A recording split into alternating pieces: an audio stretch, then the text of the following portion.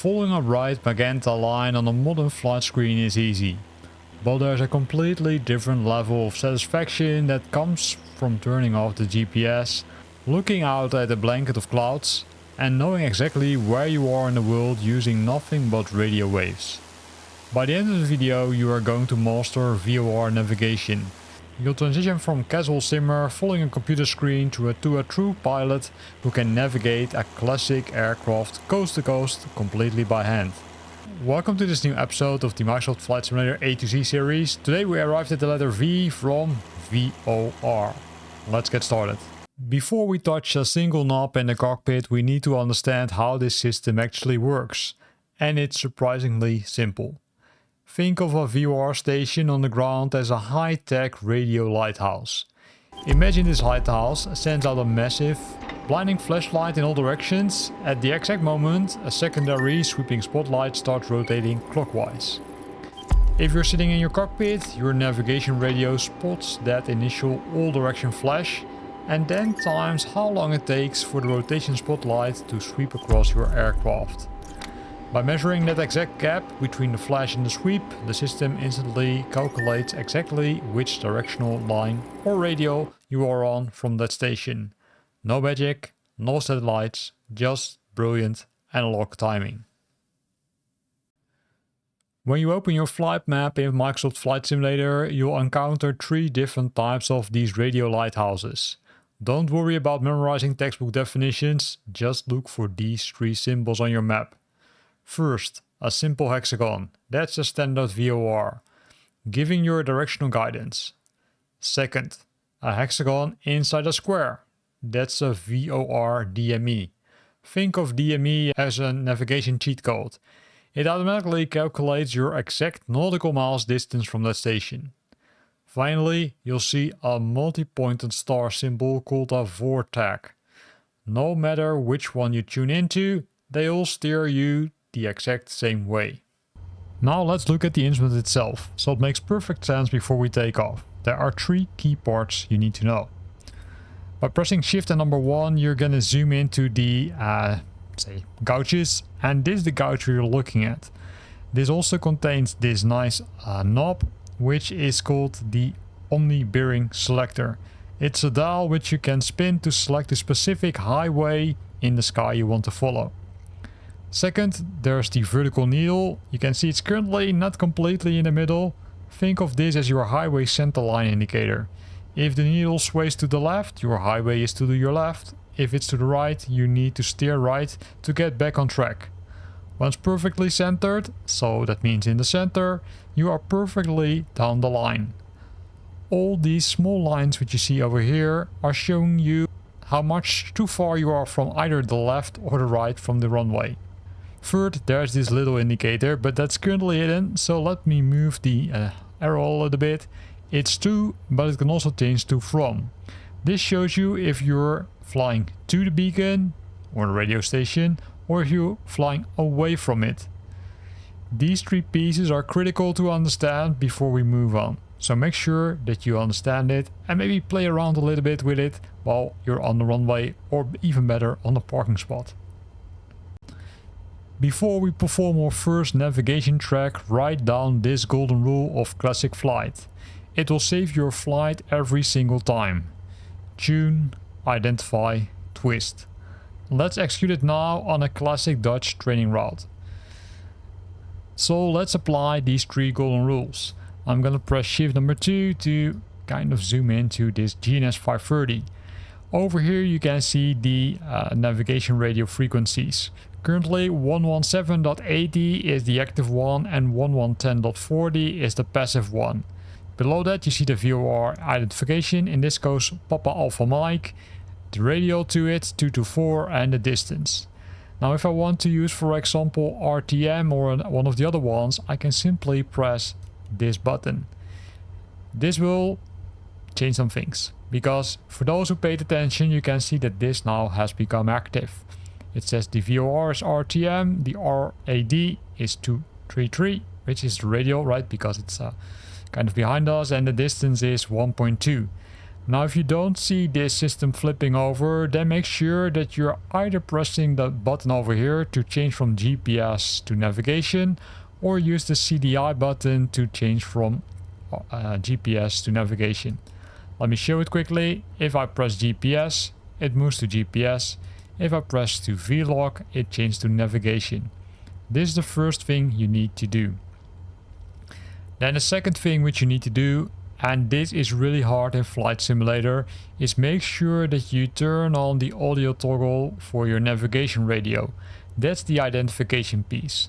You can do it on the top. Let me try to do it because it's always hard with that bar. You switch it on to this one, and then if you would turn up the volume really loud, then you might be able to hear it. But based on my experience in Flight Simulator 2020 as well as in 2024, it is almost impossible to hear. What it will send out is the Morse code, and it will tell you exactly if you're tuned into the correct VOR station. But how do you figure out the Morse code? Well, there's a good story and a bad story. The bad story is that if you open the EFB and would select the RTM and then select more info, you will be able to see a lot of things like the type, the weather and the frequencies. By the way, this also gives you the ability to set the radio frequency using this option, but I prefer to set it manually. That was the bad story, but now the good story. Because we also have the nice tool called Little Nav Map. For those who are not aware of this tool, this is really a great tool which has a lot of options.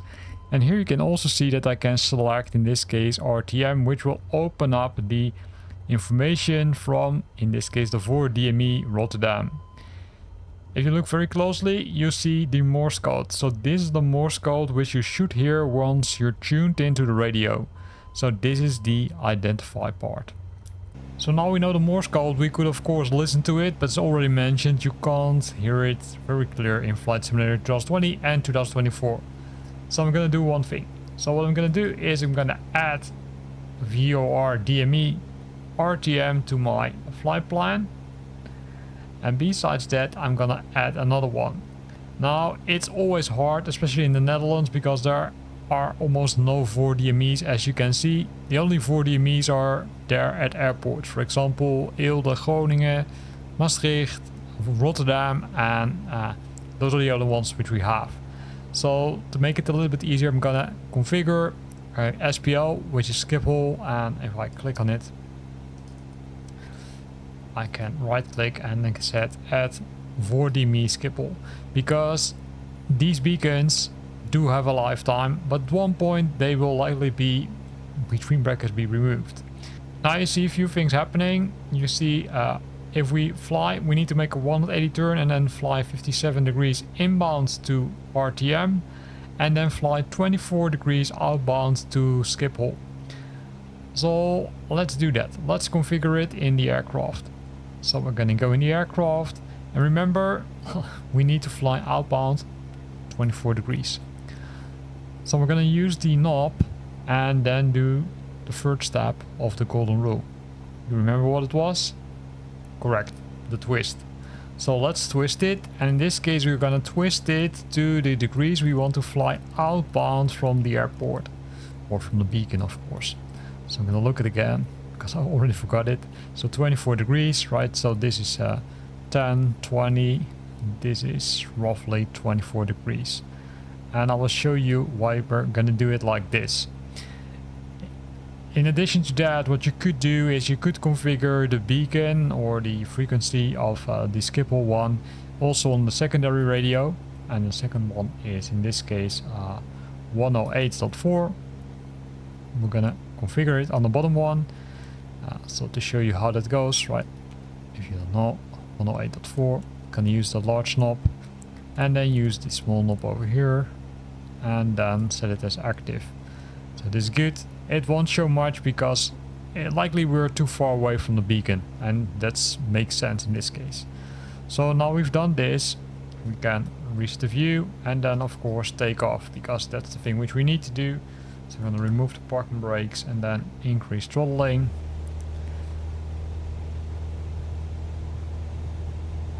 And what you then in most cases would normally do, first fly inbound to a beacon and then fly outbound, right? If you don't have, let's say, next destination, you will fly outbound to make sure that you're flying the correct direction. In this case, of course, what we need to do is we need to make almost a 180 degrees turn, and also we need to fly over this runway. Keep in mind that normally they won't like this, especially since this beacon is also part of an approach route. So I'm gonna do flaps up, here we go. And you will see that the needle still is, I would say, fully to the right? So that's not a problem, because we will fix it. So we're gonna make a turn.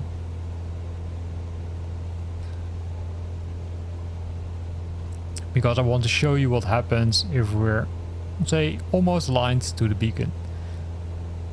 So we need to make a turn because the airport is somewhere over there on the right side.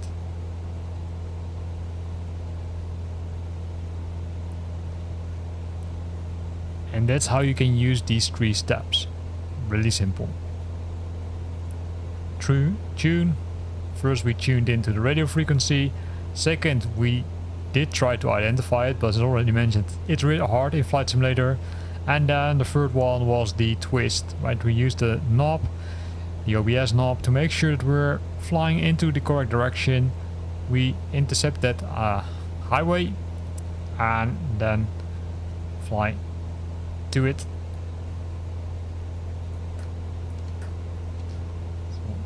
So, decrease power a bit. And then let's see what happens.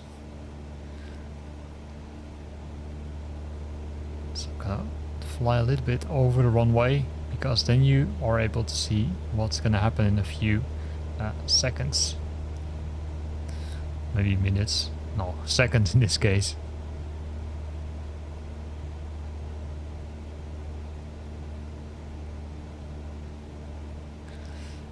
Because what you will see is as soon as we're coming closer to the beacon, and normally you would see it much earlier, but we now made a kind of a weird turn, you will see that the needle starts to move to the center, in this case, to the left side, but it, of course, it depends on which side of the beacon you are.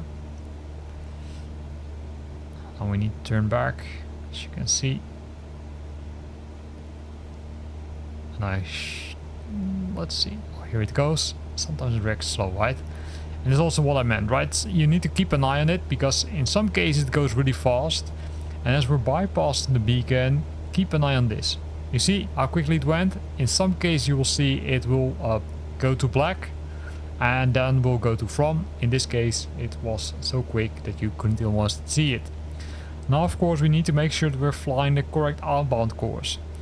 To fly the correct outbound course, what we need to make sure is that we're having this one centered. So we need to watch out that we're not overshooting it, as we currently do. So let's correct it.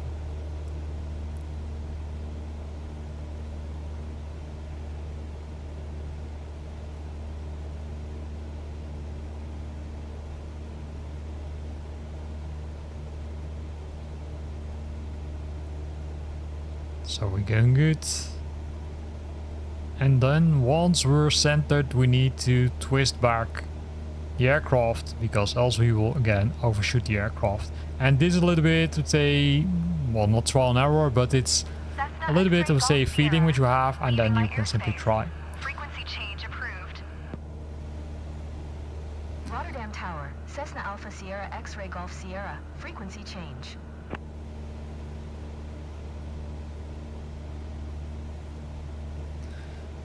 So we're flying correct, and I can prove it, because if I would show this, you can see that we're almost on that line, right? Not 100%, but hey, that's good. Now in the meantime, for those who paid attention, this is also changed. So you can see that this now also has changed from 2, and you've got 1 arrow. This is a little bit, I would say, different view compared to the other one, right? Here you only have 1 line, and you still have those dots, which is fine. So this one can also be used to fine-tune where you are flying to. This makes sure that you're flying into the correct direction. But let me explain this a little bit further, because this might be a pro step. So now we track the outbound, we can unlock the ultimate pro skill, finding an exact invisible crossroad in the sky using 2 different stations on the same time.